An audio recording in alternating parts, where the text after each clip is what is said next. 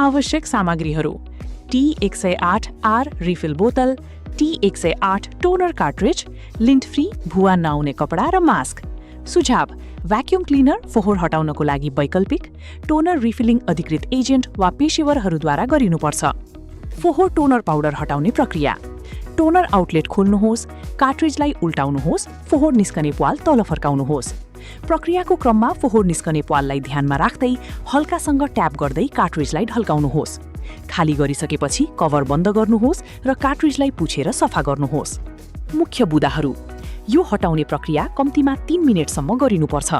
प्रक्रियाको क्रममा ओपिसी फोटोकन्डक्टिभ ड्रमलाई छुने वा ठोक्काउने नगर्नुहोस्। थोरै मात्र पाउडर खसेको खण्डमा पनि प्रक्रिया जारी राख्नुहोस्।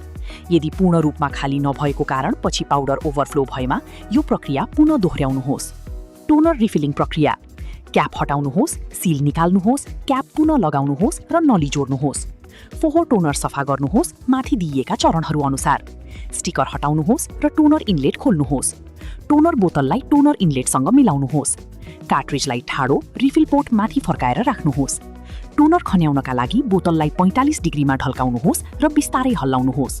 रिफिल गरिसकेपछि कभर बन्द गर्नुहोस् र कार्ट्रिजलाई पुछेर सफा गर्नुहोस्। टोनरलाई राम्ररी मिलाउन कार्ट्रिजलाई तेर्सो हरिजोन्टली दिशामा 4-5 पटक हल्लाउनुहोस्। मुख्य बुँदाहरू: बोतल वा कार्ट्रिजभित्र बाहिरी वस्तुहरू पर्न नदिनुहोस्।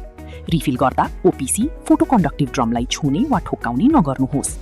रिफिल गर्दा टोनर बोतललाई बलपूर्वक नथिच्नुहोस्। क्षति हुनबाट बच्न कार्ट्रिज र टोनर बोतललाई सावधानीपूर्वक चलाउनुहोस्। प्रिन्ट गर्नुअघि टोनरलाई समान रूपमा मिलाउन कार्ट्रिजलाई तेर्सो दिशामा हल्लाउनुहोस्।